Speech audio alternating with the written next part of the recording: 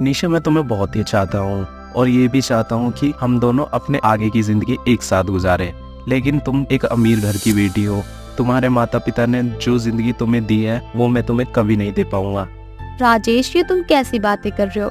मेरे लिए तुम बहुत ज्यादा मायने रखते हो। मैं अपना सारा जीवन तुम्हारे साथ रह के गुजार सकती हूँ। राजेश निशा की ये सारी बातें सुनकर पिघल जाता है और वो उससे शादी करने के लिए तैयार हो जाता है। वो दोनों मिलकर एक मंदिर में जाकर शादी कर लेते हैं, जिसके बाद राजेश अपनी पत्नी निशा को अपने घर ले आता है, जहाँ उनका स्वागत करने के लिए उसकी 2 बोनी बहनें दरवाजे पर खड़ी होती है। उन्हें देख निशा हैरान रह जाती है। ये दोनों कौन है? इनके बारे में तुमने मुझे कुछ बताया ही नहीं। अरे हाँ, इस पूरी दुनिया में मेरे इनके अलावा है ही कौन। ये दोनों मेरी जिम्मेदारी हैं, मेरी प्यारी बहनें। भैया, अब तो बहुत सुंदर भाभी लेकर आए हो। ओहो भाभी, थक गई होगी, उन्हें अंदर तो ले आओ भैया। परुल के कहने पर राजेश निशा को घर में ले आता है। घर में केवल 2 कमरे होते हैं, जिनमें से एक कमरे में राजेश निशा को ले जाता है। आज से ये कमरा तुम्हारा और मेरा है। निशा, चलो अब तुम चेंज कर लो। बाकी रात का खाना तो मेरी दोनों बहनें ही मिलकर बना लेंगी। उस रात निशा खुश तो होती है, लेकिन उसके दिमाग में एक ही सवाल पूरी रात चलता रहता है, जिसके चलते उसे एक भयानक सपना आता है। निशा, तुम इस घर में एक नौकरानी हो और मेरी बहनों की सेवा करना तुम्हारा फर्ज है, और तुम अपने फर्ज से भाग रही हो। क्या इसलिए तुमने मुझसे शादी की थी, ताकि तुम अपनी इन बोनी बहनों की सेवा मुझसे करवा सको? मेरी बहनें ही मेरा सब कुछ है, ये बात अपने दिमाग में बैठा लो। ऐसा कहकर वो अपने ऑफिस निकल जाता है। उसके जाते ही उसकी दोनों बहनें निशा के ऊपर अत्याचार करने लगती है और निशा को अपने फैसले पर पछतावा होने लगता है। मैंने बहुत बड़ी गलती कर दी इस इंसान से शादी करके।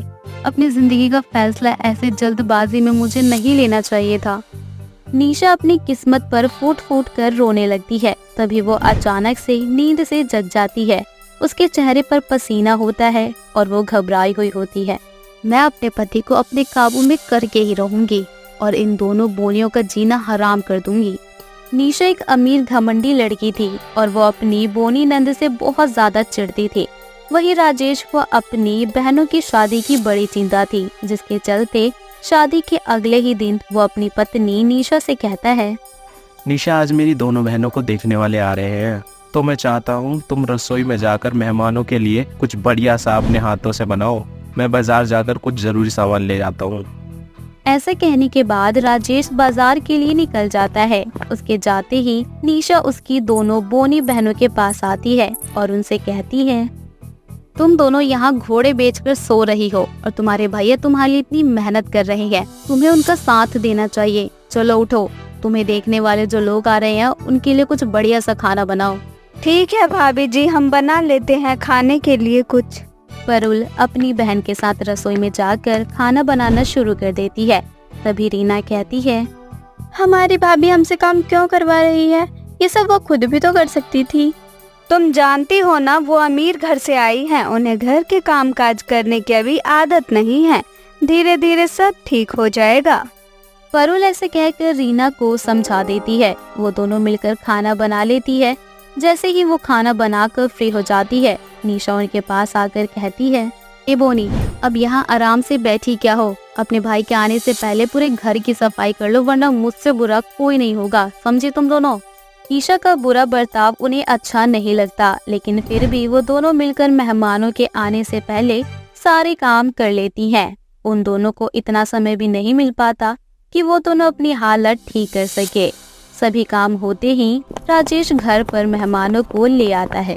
आओ, अंदर आओ। अरे निशा, चलो जल्दी से मेहमानों के लिए नाश्ता पानी लगाओ। राजेश के कहते ही निशा मेहमानों के लिए नाश्ता और चाय ले आती है। तभी लड़के की माँ कहती है, अरे ये सब तो होता ही रहेगा, लेकिन तुम्हारी दोनों बहनें कहीं नजर नहीं आ रही। जाओ निशा, मेरी दोनों बहनों को लेकर आओ। निशा परुल और रीना के पास आती है। बदसूरत लड़कियों, चलो तुम्हें बाहर बुलाया गया है।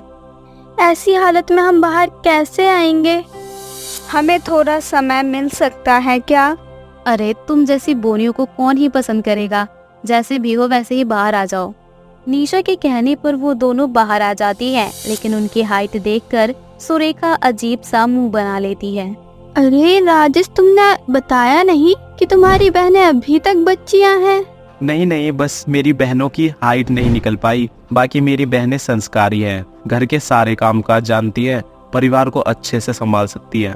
इन दोनों से कौन ही अपने बेटों की शादी करवाएगा? लेकिन मैं एक बार को सोच सकती हूँ, अगर तुम मुझे मुंह मांगा दहेज दे सको तो। इससे पहले भी रीना और परुल के कई रिश्ते टूट चुके थे और इस बार राजेश को कुछ समझ नहीं आता और वो दहेज देने के लिए तैयार हो जाता है। मेहमानों के जाने के बाद राजेश अपने कमरे में आकर बिस्तर पर लेट जाता है और परेशान होकर खुद से बातें करने लगता है। अब कहाँ से लेकर आऊंगा इतना सारा दहेज? मेरी तो इतनी औकात भी नहीं है। तभी वहाँ निशा आती है और बड़ी ही चालाकी से कहती है, आपको परेशान होने की जरूरत नहीं है। तुम इतना दहेज कहाँ से लाओगे? और जब ये बात तुम्हारी बहनों को पता चलेगी तो उन्हें भी दुख होगा। इसीलिए तुम मुझ पर उनकी शादी की जिम्मेदारी छोड़ दो। मैं अपनी नंदों के लिए अच्छा रिश्ता ढूंढूंगी ताकि वो हमेशा खुश रहें। क्या तुम सच बोल रही हो? तुम्हारी जिम्मेदारी मेरी जिम्मेदारी है, फिक्र मत करो, सब ठीक हो जाएगा। इस बात से राजेश खुश तो बहुत होता है, लेकिन निशा अपने मन में सोचती है, बहुत हुआ ये अच्छा बनने का दिखावा। अब तो मैं इन दोनों को इस घर से निकाल कर ही रहूंगी और मेरे होते हुए मैं अपने पति का सारा पैसा इन दोनों बोनियों के ऊपर वेस्ट नहीं करने दूंगी। निशा अगले दिन एक बहुत गरीब परिवार में जाकर अपनी नंदों के लिए रिश्ता पक्का करके आ जाती है और कुछ ही दिनों में उसकी दोनों नंदों की शादी की तारीख भी निकल आती है, जिसके चलते एक दिन वो बहुत खुश होकर खुद से कह रही होती है, आखिरकार अब इन दोनों बोनियों से पीछा छूट ही जाएगा हमेशा हमेशा के लिए। ये रीना और परुल सुन लेती है। इसका मतलब हमारी भाभी हमारे ऊपर अत्याचार के साथ साथ हमें इस घर से रफा दफा कर रही है। रुको, उनकी बात सुनने दो। तभी निशा खुद से कहती है, हा, अधेड़ उम्र के आदमियों से शादी करने के बाद इन दोनों को पता चलेगा कि बोने होने का कितना नुकसान है। हमारी भाभी हमारे साथ ऐसा कैसे कर सकती हैं? हमें अपने भैया को ये सब बताना होगा। वो दोनों जब अपने भाई के पास उसे सच बताने के लिए जाती हैं, लेकिन उसके चेहरे पर खुशी देखकर वो अपने भाई की खुशियाँ छीनना नहीं चाहती थी, जिसके चलते वो दोनों अपने साथ हो रहे अन्याय जानने के बाद भी बर्दाश्त करती रहती है। शादी वाले दिन बड़ी ही चालाकी से उनकी घमंडी भाभी राजेश को यहाँ वहाँ काम में व्यस्त रखती है, लेकिन कहते हैं ना, किस्मत को कोई और पलट नहीं सकता। इसी के चलते जब राजेश अपनी बहनों के होने वाले पतियों को देखता है तो उसे बहुत अफसोस होता है। इतनी अधेड़ उम्र के आदमियों से मेरी बहनों की शादी नहीं हो सकती। ये सब नहीं होने दे सकता मैं।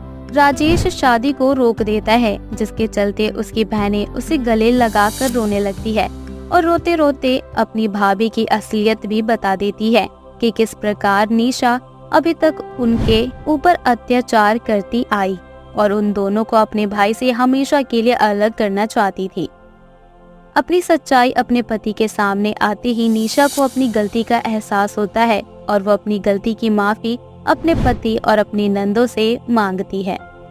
मुझे आप सब माफ कर दो, मुझसे बहुत बड़ी गलती हो गई है। मुझे ऐसा नहीं करना चाहिए था। मुझे बस एक आखिरी मौका दे दो अपनी गलती सुधारने का। रीना और परुल का बहुत बड़ा दिल होता है। वो निशा को माफ कर देती हैं, जिसके चलते राजेश भी उसे माफ कर देता है। इस बार राजेश अच्छे घर में अपनी बहनों का रिश्ता करता है और उनकी उम्र के हिसाब से उनकी शादी कर देता है, जिसके बाद उसकी दोनों बहनें खुशी खुशी विदा होकर अपने ससुराल चली जाती है और अब रीशा भी राजेश के साथ खुशी खुशी रहने लगती है।